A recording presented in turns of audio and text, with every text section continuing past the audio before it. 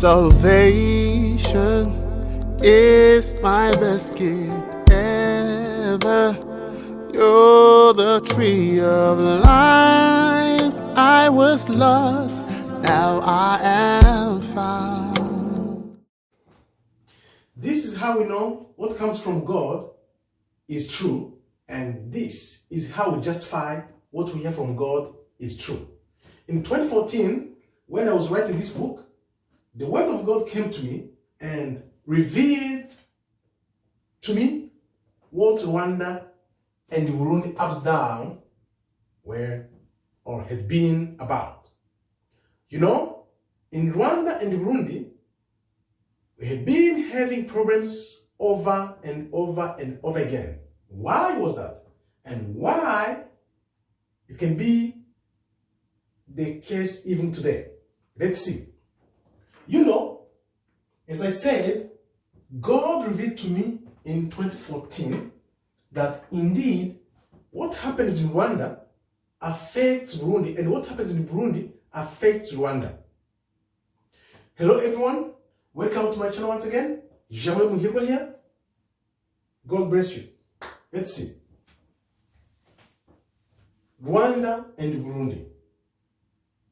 That was 2014, and remember, a year later, 2015, Burundi erupted. What happened? We all remember when the then president refused to let go from the power. You remember the chaos that took place in Burundi in 2015? And this is what I was revealed in 2014, 1 year before. And it's well documented from this book, as you can see, from page 498. This is how we know that the word of God is real and true, and God is still talking to people. This is a fact. Right, let's see. So, when the word of God came to me in 2014, while writing this book, this is the book, The Heaven Testing in Rwanda, that came out in 2020, but I started writing it in 2014. Right? So, what was the voice of God about? We have Rwanda and Burundi. And here, we have the reality and the time. So, what happens over time?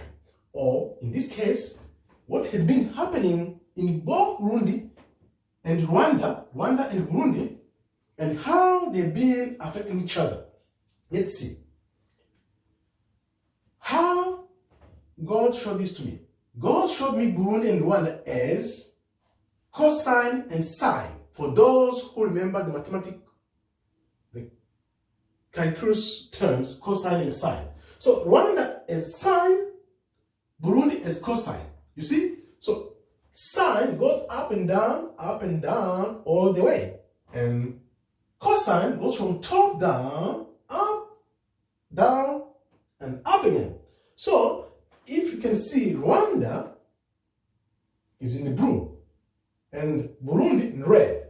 So starting from 1959, this is where we are going to take our starting point. Rwanda, 1959. We all know when the Tutsi were killed in Rwanda in 1959, but there may be more historical background behind that, but we are not going to focus on this today. But let's start from 1959, when the Tutsi were killed from Rwanda. Here, we are talking here. 1959, Tutsi were killed from Rwanda, and then in the early 60s, or even mid-60s, all the way through the 1960s, there were no more killings, major killings, so to speak. Of course, there have been killings, but not like in 1959. So 1959 was Rwanda's turn, and guess what? In 1972, in Burundi, you can see here in red, since the Hutu in Rwanda killed Tutsi in 1959, here in Rwanda, the Hutu were in power, and in Burundi, Tutsi were in power. So, in Burundi, the Hutu thought that they could copy what had happened in Rwanda in 1959 and overthrow Tutsi from power by creating what they call sabotage.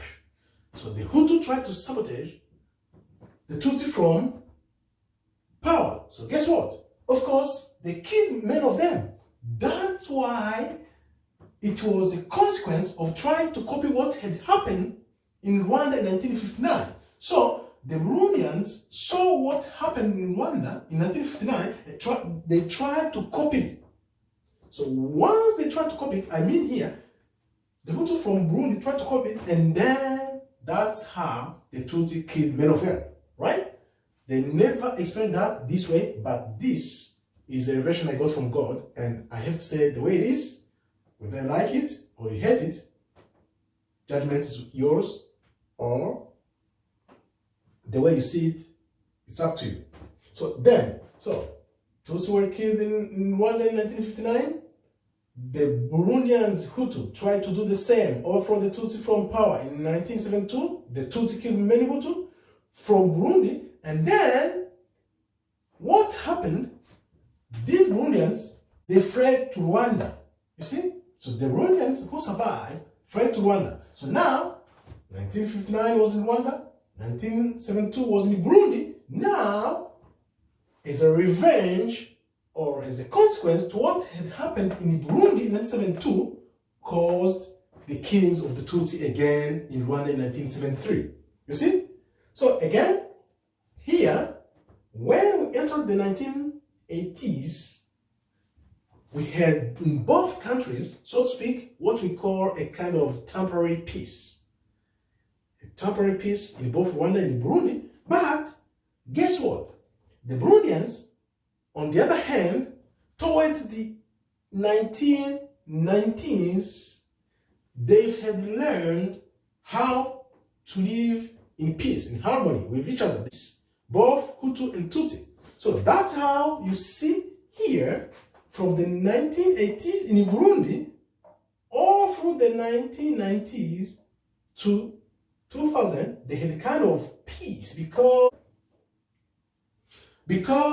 in Burundi, not like in Rwanda, they had learned how to live in peace, you see? It was a kind of peaceful period of time in Burundi. But guess what? While in Burundi, they were trying to live together in peace. In Rwanda, the apocalypse was planned. Rwandans were busy preparing for apocalypse against the Tutsi extermination. So that means in Burundi, they are learning to live in peace, both Hutus and Tutsi. But in Rwanda, around the early 1990s, towards 1994, they were planning for apocalypse against the Tutsi, which was a possible Tutsi extermination. So, in Rwanda, on the other hand, they were busy preparing for the apocalypse against the Tutsi. How to exterminate all Tutsi from Rwanda. And guess what? Of course, they tried it in 1994. We know over 1 million Tutsi and some moderate Hutus got killed, slaughtered to death. This shows us that over time, we have to consider how Burundi and Rwanda had been having ups and downs and how they've been affecting each other. What happens in Burundi affects Rwanda. And what happens in Rwanda affects Burundi. And guess what? When in Burundi there is a Hutu president, in Rwanda there is a Tutsi president. And once in Rwanda there was a Hutu president, and then in Burundi they had a Tutsi president. Is it by design or by design? You get a copy yourself and read about what happened and why it was this way. Get your own copy and then you decide. Thank you very much for watching. May God bless you. Shalom, shalom, shalom.